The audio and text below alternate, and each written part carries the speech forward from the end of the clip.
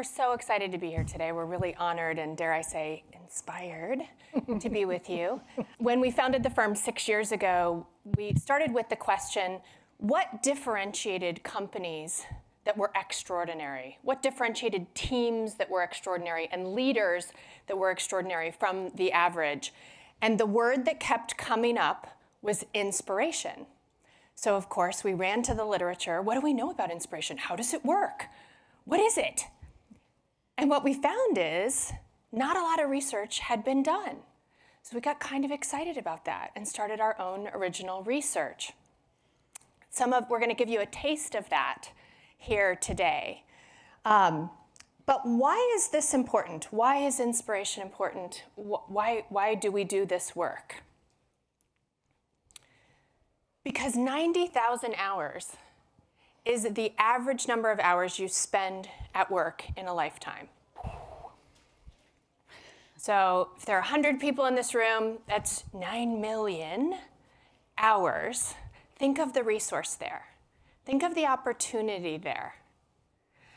In one of my very first jobs out of college, another primary colored tech firm in the Bay Area, I remember looking from afar and seeing the difference when I knew someone was inspired in their work, the difference that made for them in their career, the difference it made for the people around them that they worked with every day. And then I remember seeing people who weren't inspired in their work and the myths that produced. And even some of the suffering that produced. What a waste. So this is part of why we do this work. And the fastest way that we have found, one of the fastest pathways to translate inspiration, is to ask you to think about your best days, your best moments and your best days. And so we want to warm you up right now with just a little bit about each of what goes into our best days. This is my son, Theo. And when I reflect on my best days, they usually start with some kind of grounding ritual with him, where I take a couple moments to really connect with him. This one, you can see, I was on FaceTime, and I was even in a hotel. You can kind of see the bad drapery in the background. And yet, we had a moment where we were laughing. There's usually laughter. We also try to connect at the end of the day. This is part of what goes into a best day for me. We do a practice called Roses and Thorns, where we reflect on 3 things that went really well in his day. Those were the roses, and then something that didn't go so well and was thorny, but maybe he learned. So this is part of what constitutes a best day for me, and it's part of me being inspired. So for me, a best day, something that contributes to it, is what I call unstructured think time. So unstructured think time, it's when I don't have any agenda or any task I'm trying to accomplish, but I'm just giving my brain time to be open, take in new information, to be creative. And sometimes unstructured think time for me can be longer moments of it. So for example, in this picture that you see, I'm on a horse in Colorado riding on some trails. This is a long amount of unstructured time that I have to think. But other times, what's more practical for me on a day-to-day is to build in even just 30 minutes or an hour, and then afternoon when I can take a walk, perhaps listen to one of my favorite podcasts, let my mind wander a bit. And what I find is that when I do this, when I have these moments of unstructured time, it produces feelings, this surge of inspiration in me that I'm then able to apply to my work, to my family, and to my community. So for me, unstructured time is really an important ingredient. It's me inspired. My example comes from the work I do. I have the great fortune, in addition to the work I do with InspireCorps, I get to moonlight as a college professor. And at my truest, deepest core of who I am, I'm a teacher. And so the classroom is sacred space for me. And so a best day for me, a best moment, a best time for me is when we're making learning happen in that classroom. Sometimes it's about me bestowing some knowledge. Occasionally that happens, right? That's part of it. But there's also the discussion that ensues among people where they're learning from each other. That's thrilling. And then there's the moment when somebody offers a new insight that none of us has thought of before, when I'm learning from them. Gives me chills. That gets me really excited. That's me having my best day, my best moment. That's me inspired. Best days, as Jen said, are an easy way to tap into inspiration. That's why we're telling you about ours. We've talked about how to convey to you this idea of a best day graphically or in a picture, right? We've thought about the joy and exuberance and energy and real vitality that comes through when you are inspired, when you are at your best. Turns out, we grown-ups are not so good at showing it. Kids are where it's at. Kids authentically show that inspiration, that life, that confidence. So we're showing you pictures of Jen and Allison's sons. Adrian on the left, Isaac in the middle, Theo giving a high five. These are these kids in triumphant moments, moments of feeling fantastic about themselves, moments of making great contribution. When we talk about best days, it's not about performance though, right? It's a time when you are in the zone. You are all cylinders going, however you say that, right? Everything's falling into place. Obstacles turn into opportunities. Challenges are easily navigated, right? You're zooming around things. It's more than productivity. It's more than engagement. It's beyond motivation and commitment. It's that fuel that takes you to truly extraordinary results. That's when you're having a best day. That's when you're inspired. We believe in, when you're learning something, we believe in what's called three-dimensional learning, which is that we want you to learn something not only through your brains taking in information, but also through your emotions and through your physical body. And in fact, I am a Latin nerd, self-proclaimed. I think that the Latin roots of words are really interesting, and they tell us important insights about what words mean. And so when we look at the word inspiration, it comes from the Latin word inspirare, which literally means to breathe in air. And when you see this picture here, Megan Rapinoe, you know, these moments of inspiration, it's like life. It's like breathing in that air, that life into something where all of a sudden there's new energy that's infused into it. You can feel that, right? So we're going to give you a chance right now to feel it yourself. So I'm going to invite you all to stand up. Yay. And in just a minute, we're going to have you think of a moment, a recent time that you felt inspired, and we're going to have you do some breathing while you do this, okay? But the goal of this exercise is for you to really try to take yourself there and really try to feel what that was like when you were inspired. All right, so think about a moment recently that was a best day for you, or a best moment for you. If it helps you to close your eyes, we want you to take yourself, to transport yourself there to that moment. And envision what it was like when you were at your best, firing on all full cylinders. You were in the flow, you were bringing your strengths. Look around and notice what you see in that moment about you and about the people around you that you're impacting.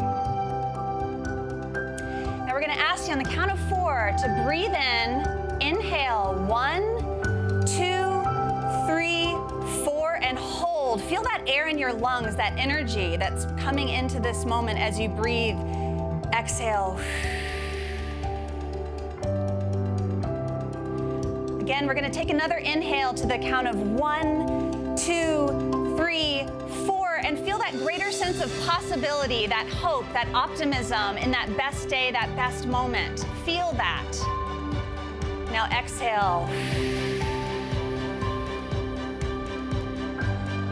One more time, we're going to give an inhale to the count of 1, 2, 3, 4, and feel that confidence in that moment. Exhale.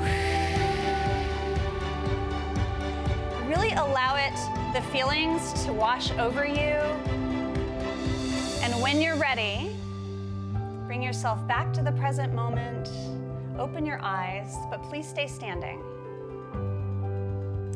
Now, we'd like to invite you to take just 30 seconds, find somebody near you, and each of you share one thing about what this felt like for you during this exercise. So at 30 seconds, we'll let you know to switch, and then at 60 seconds, we'll bring you back together. So go ahead.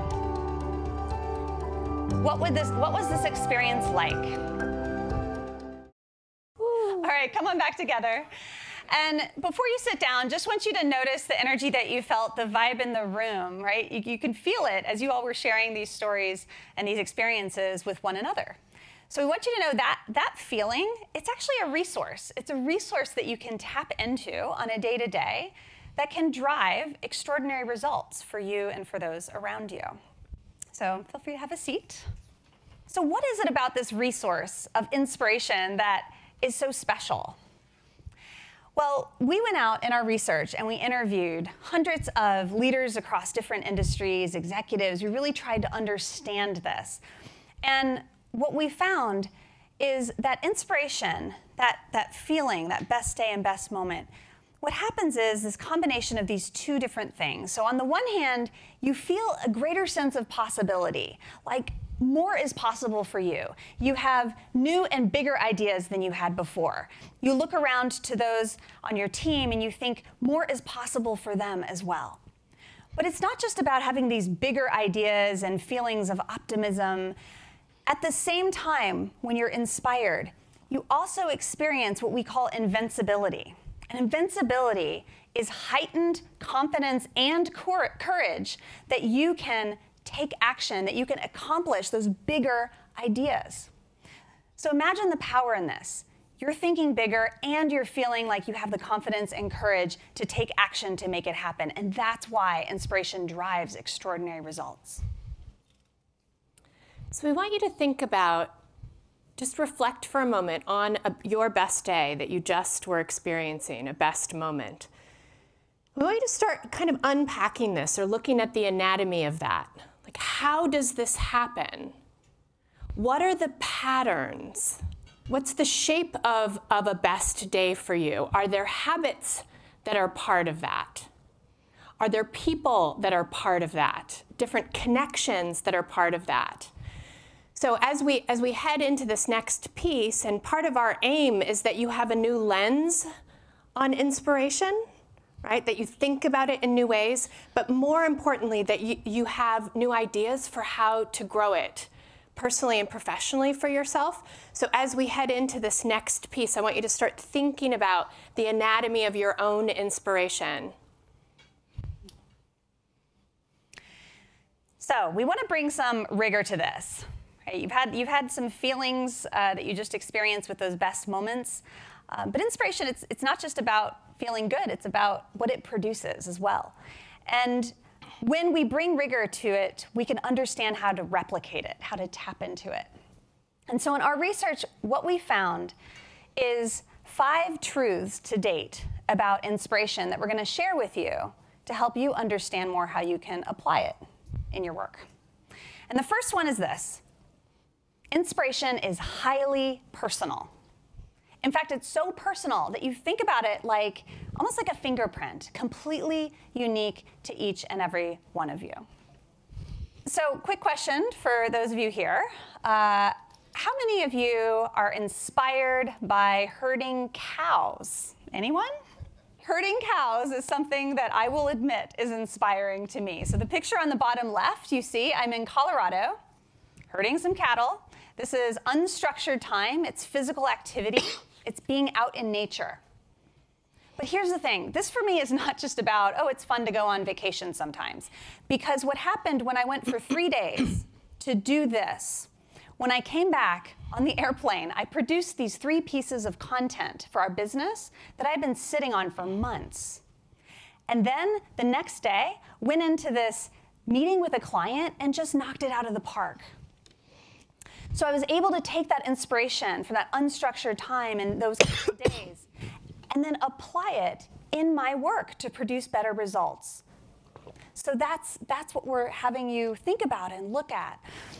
But what inspires each of you is so diverse. So on the top left, you see an operating room. Well, one of the leaders that we interviewed for our book, his name is Dr. Shea Gregg, and he said, one of the most inspiring things to me is when someone comes in, they're getting wheeled in, and their vital signs are dropping, and there is blood. And I see this person coming in, and it inspires me to now mobilize my team to go and save that life. Now, I can't even imagine being inspired by someone's vital signs dropping, right? But for him, that's his purpose. That's what moves him to action. On the top middle, you see the word no. This is because we were surprised when we were doing research that so many of the leaders and executives that we talked to, when we asked them what inspired them, they said, well, somebody told me, no, you can't do that. We thought, that's inspiring? Yeah, because what happened is when that person said, no, you can't do that, they said, oh, yes, I can, and I'm gonna. So it activated inspiration for them to take action in new ways. On the top right, you see an image of redwoods. This, we know, is Sandy, one of Sandy's inspiring symbols, and she loves going to the redwoods, but of course, that can't happen every day. But what Sandy does is she has pictures and images and sculptures of redwoods all around her office, so she can go back there and tap into it as that inspiring resource to her. Bottom right, we interviewed a leading executive at a creative agency, and he said, one of the most inspiring things is when I go home on a Friday night, and I load up with 50 magazines, and I go and I draw a bath, and I lay in the bath, and I start flipping through the magazines and making all these kinds of creative connections. Really interesting, right? But finally, inspiration, it's not always sourced from things that are positive and upbeat. Sometimes inspiration can come from more serious kinds of emotions and places. One of the leaders we interviewed named Joe Casper is a physician, and he tragically lost his son as a teenager.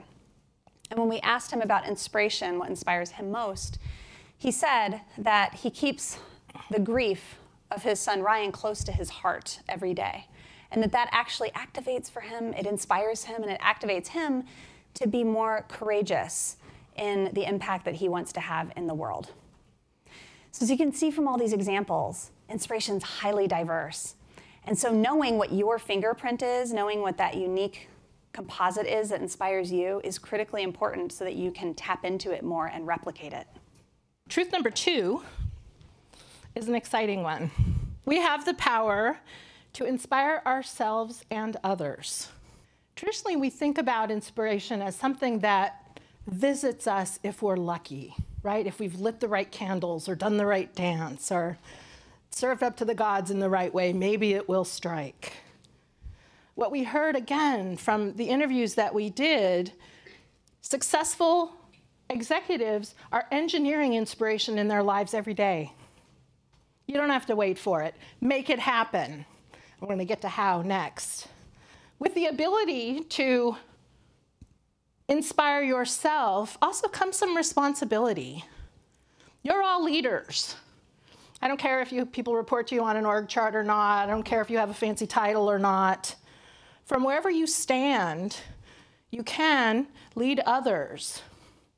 In doing that, your first job is to inspire yourself, to be an inspiring leader, taking that inspiration with you as you're helping others, serving others, leading others.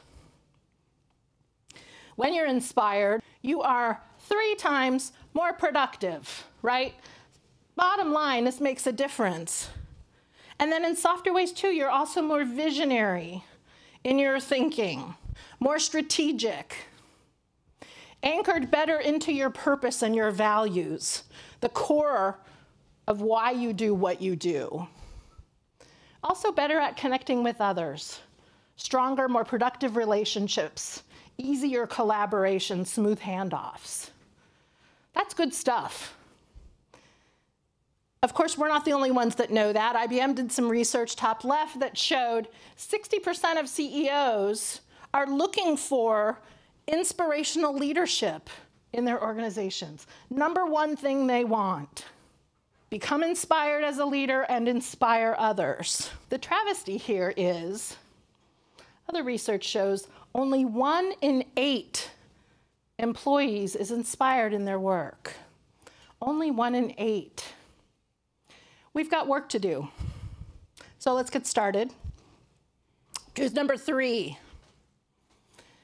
There are reliable engines that spark and sustain inspiration. It's not a shot in the dark. It's not a I hope. If you're wondering what's my fingerprint, we can help you find that.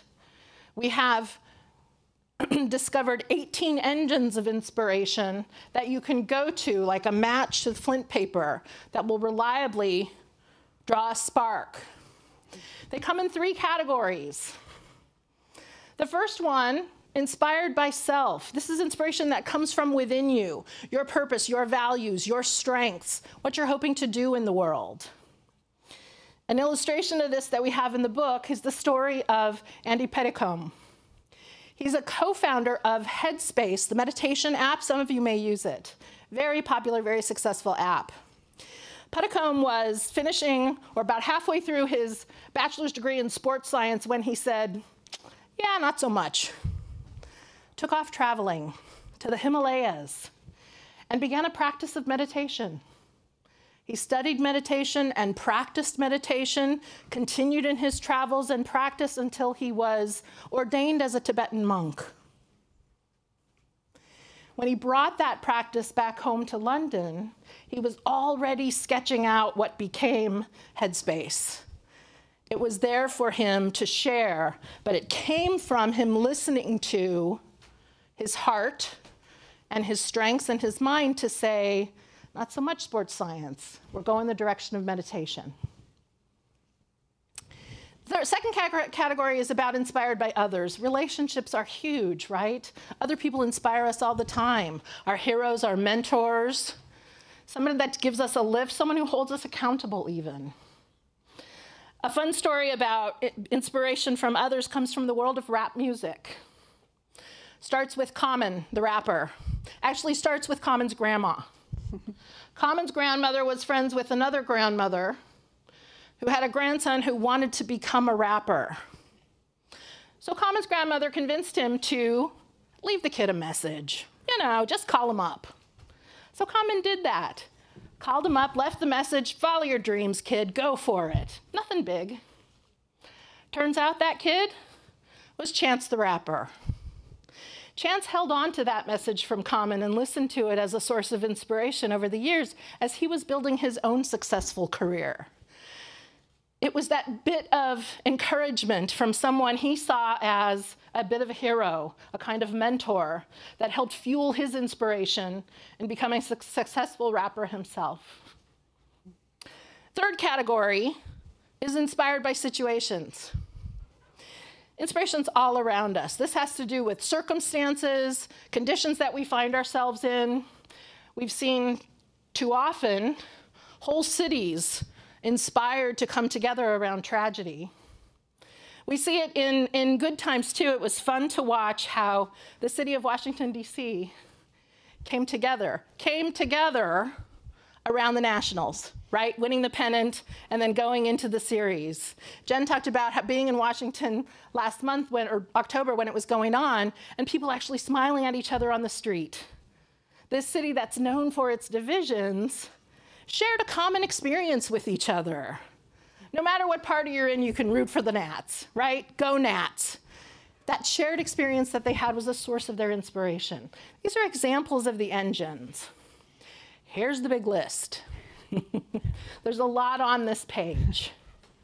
As you look at these lists in the categories, 6 engines in each one, think about that best moment, that best day that you were drawing on. Which of these resonates? Which of these might you have been lit up by?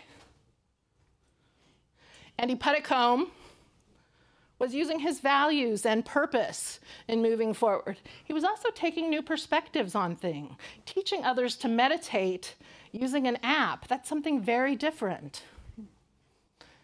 Chance was motivated by getting a lift from a friend. Friend didn't even know he was doing it. right? But changed the life of Chance the Rapper, became a mentor and a hero to him. In Washington, right, the Nationals were not supposed to win, right? Horrible record in the beginning of the season, hadn't won, which wasn't supposed to happen, but they were overcoming those expectations. And the city was having a shared group experience. The city was coming together over it, making a difference in how that community felt. And a city of rancor can become, you know, a little bit of coming together around a shared sports experience. These engines, you want to get familiar with them. You'll have your go-tos, right? Like my redwood trees and Allison's Unstructured time, and we encourage you to explore new and different ones. When you're looking for that spark, here's the menu that you draw from to make it happen. Truth 4. So the engines are really important. And equally important is that inspiration works like a muscle. So not only do we not have to wait for it to happen to us, we can actually train it. We can make it happen more often. So in terms of frequency, we can increase the frequency of inspiration.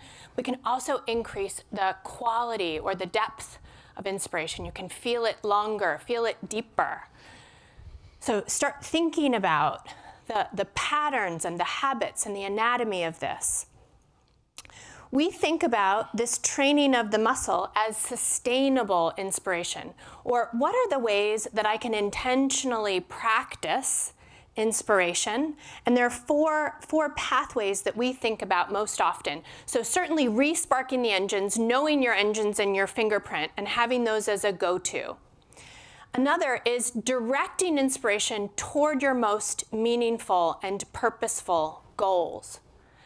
A third is to experience inspiration with others, to actually be an accountability partner or be a coach around cultivating inspiration with one another.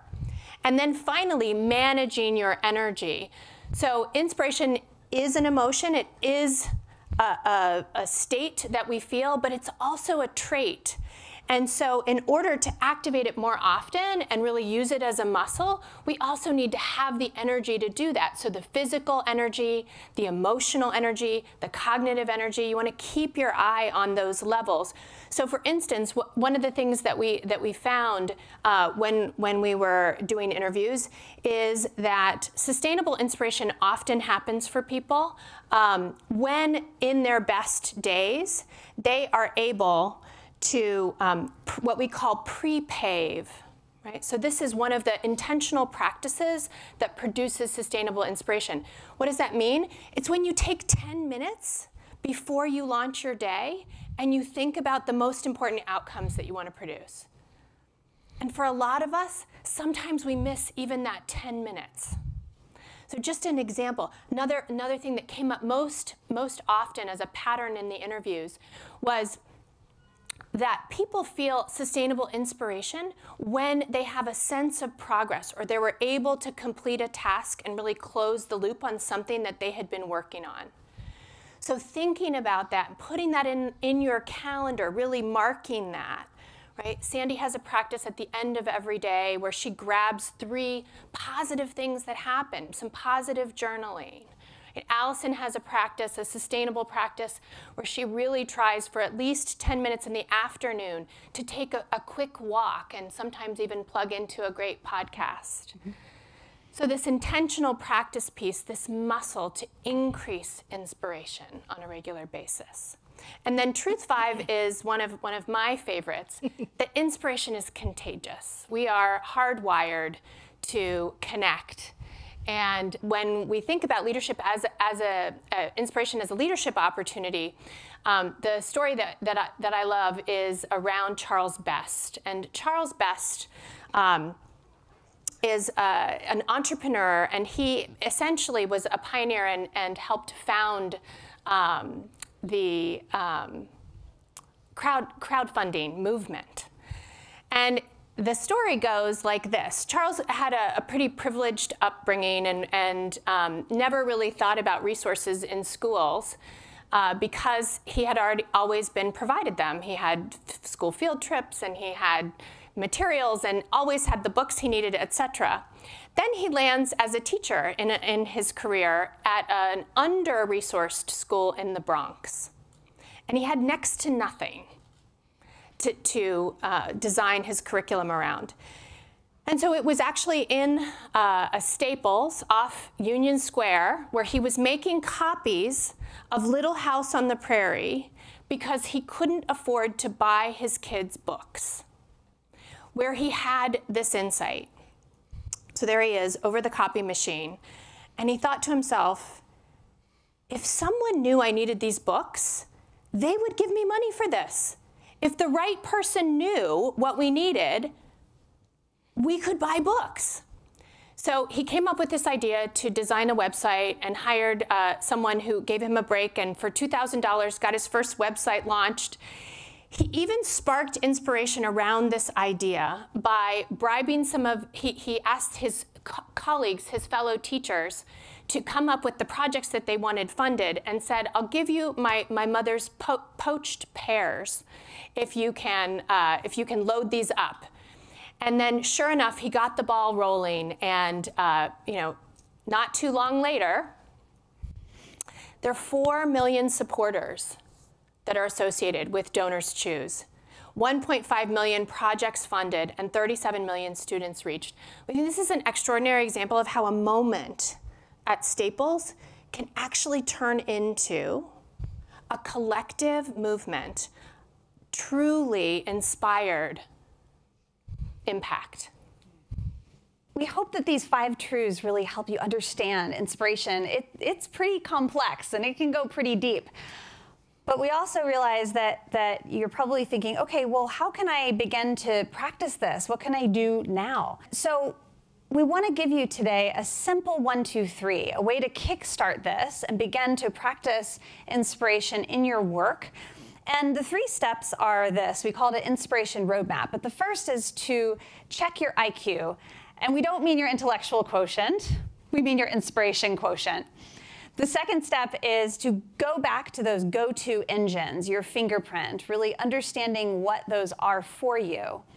And then the third step is to start to build into your day something of practice. We've talked about many examples here today. So we're going to get into this now. Step 1 is really all about self-awareness, right? Knowing when you're feeling inspired and when you're not. And listen, we're not saying you're going to be inspired every moment of every day, right? But when you're going into a meeting that's really important, when you're going into a situation where it really matters, where you want to bring your best, then you know that inspiration is your friend. It will drive results for you. And so you want to know if you're not where you need to be. And so we have a quiz on our website that's a full quiz. Here we're just giving you a short version of it, but just give yourself a quick number on a scale of 1 to 10. How inspired are you? How are you feeling about this today in terms of your inspiration level? Okay, so just give yourself a quick check. We've got 5 different examples just to help you think about that. And what we want to encourage you is to be doing this before those situations where you want to drive extraordinary results, where you want to activate inspiration. So second is to really start thinking about your own fingerprint very personally. What are the things that predictably produce inspiration for you, that predictably produce your best days, and to target those things? The third step then is to start building your practice.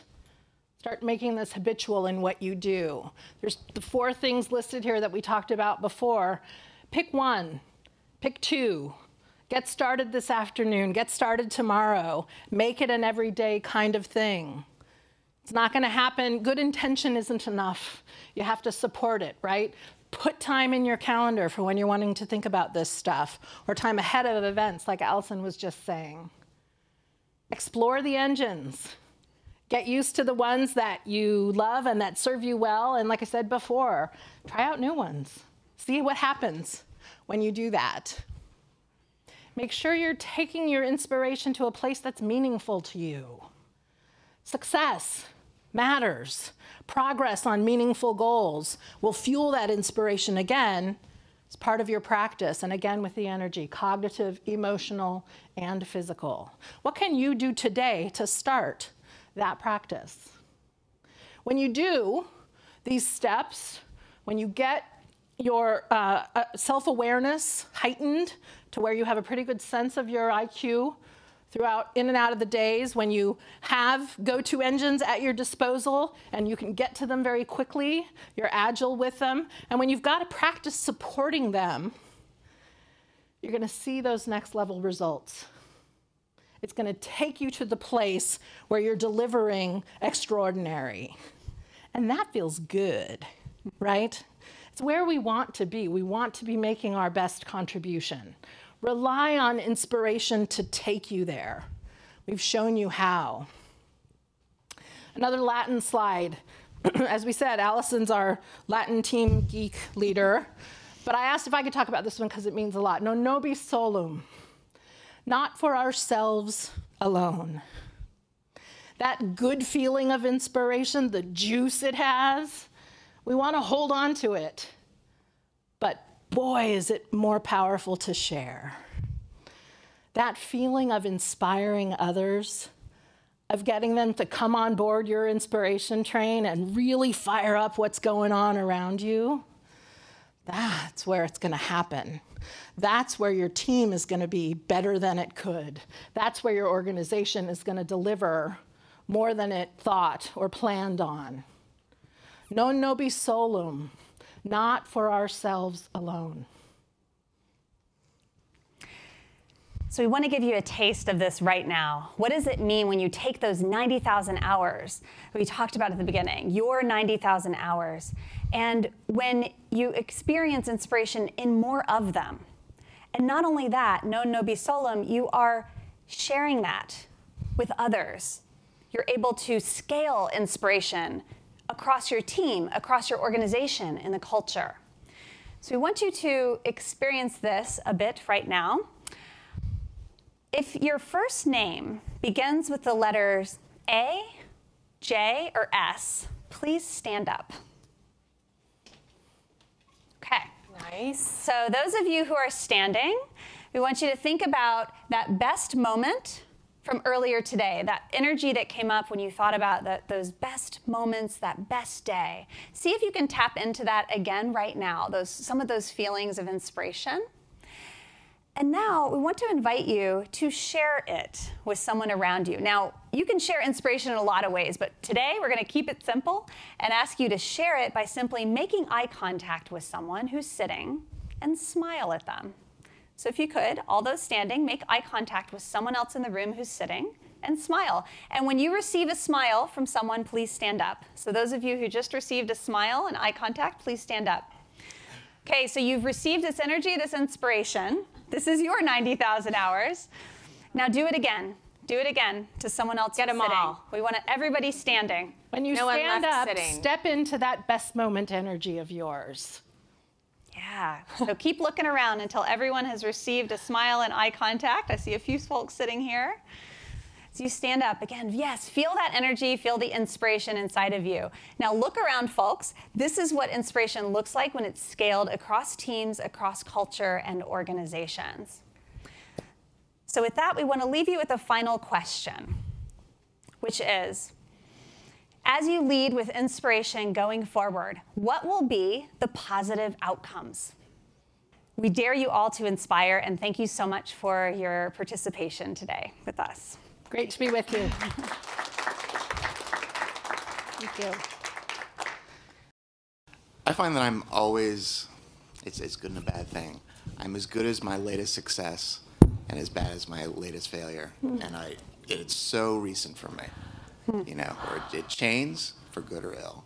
So how do I sort of broaden my, my net a little bit so I stop thinking about what I just did?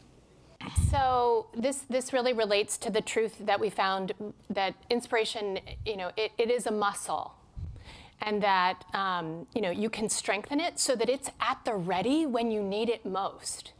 So it really is about activating it, doubling down on the positive emotions that you get from the wins, finding the wins in new places, sharing the wins, capitalizing on them. And letting that actually kind of build a bit of a resilience platform to weather some of the not so fun times, right? So that the quotient, the ratio between inspiration on a daily basis is winning out on, feelings that are less pleasant. Allison's the emotional intelligence expert, so we call those less pleasant emotions. But what would you guys add? Yeah, I think it's a question about your emotional energy. When we talk about having a reservoir of positive emotional energy, just as Jen said. And so with some emotional intelligence and some skill in emotional agility, you learn to turn the negative to positive, and then that's there for you, ready for inspiration. But that's part of your sustainable practice, is learning to manage that energy so that it is ready for the next time. Yeah, it's a great question. I would just add, too, that it might also be about the pivot, that when we experience difficult times, I think sometimes there's this idea of, oh, let's ignore that or not pay attention to it, when in fact it's actually good to feel that and to process it and to allow yourself to experience it, but then make the pivot and using some of these strategies that were talked about to say, all right, I experienced that was tough, and now I'm ready. Now I'm ready to move forward and bring forward different emotions. Yeah. Yes? Thank you for coming today. I'm actually curious a little bit more about the business model that you have. You mentioned, you support and work with different clients, and Allison, you mentioned coming back from Colorado and being inspired to create content for clients. What kinds of business problems, what kinds of questions are you typically faced with when you're working with clients? They run an incredible gamut. I mean, it really depends on what's happening in the organization or what's happening with a senior team. But we have a diagnostic instrument that we use to understand kind of what are the places where inspiration is strong, even on a team or in a department or in an organization, and to look to shore those up and even increase those, and then certainly address any gaps, like areas where inspiration is really waning. So we have a diagnostic, but I mean, the cases that we have partnered on really run the gamut. And they happen at different levels. So sometimes it's at the leader level, people stepping into new leadership opportunities, or sometimes there's need for a little bit of a turnaround, right, to get somebody to really be playing more to their strengths. With teams, it's the same thing, right? It might be new opportunities, or to do even better, or to do some corrective stuff. And then we also operate at the organizational culture level to really bring this throughout the whole organization. So you can imagine when you say to someone leader, team, and organization, how many different issues arise. And I would just add and then jump in that we actually see, our philosophy is that the building blocks of great organizations, of inspiring organizations, are leaders and teams. Those are the building blocks. Certainly culture has to support it as well. And so, we usually start with digging in at a pretty individual building block level. I was going to say, too, that I think one of the things about inspiration is that it can unlock really the knowledge, the wisdom, and the brilliance that already exists, that a lot of times when clients come to us, they have the answers, and especially in terms of their own expertise in their content. But oftentimes what's getting in the way are some of the emotions or the team dynamics or other issues that are just getting in the way. And so we seek to help them clear some of that noise so that then they can listen to and really activate that wisdom and brilliance that they have to solve their own problems. So we think about it that way as well. It's really an important lever to get them there. Hi, thank you so much for coming down here and sharing with all of us. I wanted to know a little bit more about you. How did you three meet and decide to start on this project? It's kind of an amazing a funny story. Yes. It's inspiring, for sure. Oh, yes. Here we begin. Allison and I knew each other for a little while before Sandy came on the scene, and we were friends, and we met through our dogs in New Haven, Connecticut. And then all of a sudden, after being friends for 6 months, we realized that the work that we do was actually more similar than we had realized, and started doing some project work together. We found Sandy, and through a book that she had written called Unstuck, and we thought it was just super brilliant, and so we reached out to her and said, "What are you doing? And this is so incredible." And We had never seen the organizational congruence model actually applied to individuals and to leaders. And we're like, who are you? Most academics don't It was a fun call. Don't publish popular press books, and come to New Haven and meet with us. And then you got to tell the Orange Street story. Oh yeah, and so we all come together to New Haven for the first time, meeting all in person, and we're driving down Orange Street, and Sandy looks over and she points and she says, "Oh, there's my old house in New Haven when I lived there." And I looked and I said, "Oh, that's where I used to live in New Haven as well." We had actually lived in the same house, but not at the same time. So that was a neat moment. And there's also I live in northern Kentucky, just outside of Cincinnati. Allison was raised in Louisville and Jen was raised in Cincinnati. And so there's these weird crossovers, like we were supposed to find each other. Yes. But then it came down to that question that Jen started with, where when we first started talking, it was, what is it? What is the thing that makes the difference for companies? And then we really kind of dug in on inspiration. And how we knew it was right was in that first weekend where we met. It was almost like we were thinking like one person. I mean, there was this crazy, amazing thing that happened as we sat around a table talking about what we cared about the most, and we knew that, being on, entrepreneurship and starting a business there were going to be days when it really, really sucked. So like, what was going to carry us through? What was going to make it worth it? And that was when we were like finishing each other's sentences, and we're like, what's going on here? And when you look underneath it, each of us have very different strengths. And I mean, do we drive each other a little crazy sometimes? Yeah, we do. But we actually have quite a range covered in terms of leadership competence and style. And I would say we love each other like family. Yeah. Yes. And you can imagine this showed up when we were writing our book. We were three people writing at one time, literally in a Google Docs, where we were Zoom. Yes, video, and we're all typing in. Just hangouts for a while, and then switched over to Zoom. We did. So yeah, it was great. I mean, it's one of those things where yes, we have great connection and chemistry, and I think for all of us, even though we come from different backgrounds and training, I think we have this shared passion around how do we help people have their lives at work be better. You're spending 90,000 hours there. How do you activate more possibility and invincibility in those 90,000 hours? We've shared that from the very beginning, that common passion. Right. How do you build an inspiring team? Like, we really take that to heart and look to walk our talk and build. We can't talk about this stuff and then not have it come to life in our practice and in our organization. Mm-hmm. Okay. Thank you all so much for your time and attention. It's been a pleasure being with you. Thanks for being here.